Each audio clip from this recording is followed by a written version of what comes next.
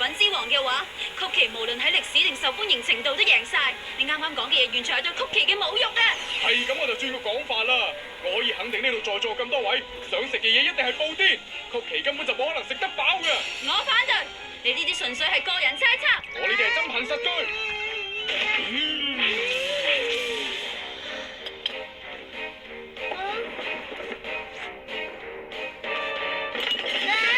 你想做乜嘢啊？叔直，由而家開始，我哋將會進行一場食曲奇好定係食布丁好嘅答辯。係法官閣下，你聽住啦。咁熱嘅天氣入邊，以正常嘅人嚟講，就梗係食雪櫃入邊嗰啲布丁㗎啦。呢啲根本就係常識。到底發生咩事啊？法官閣下，辯方請發言。我想傳召今次答辯嘅代表真中立立同學出庭做辯方嘅證人。出庭。申請批准，請證人上前作答。立立，你又中唔中意曲奇啊？吓，我中意食曲奇啊！如果曲奇同豬骨湯麵嘅話，你會想食邊樣多啲啊？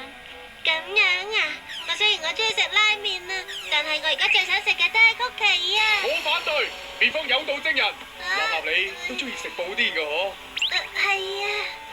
不過中意食曲奇多啲啊咧。呢一層。證人請按次序作答。法官閣下，請作出裁決。係咁麻煩你啦。咁嘅話，結果係曲奇同埋布丁呢兩樣嘢我都好想食，所以本官而家宣判每樣嘢都食一半啦。哦。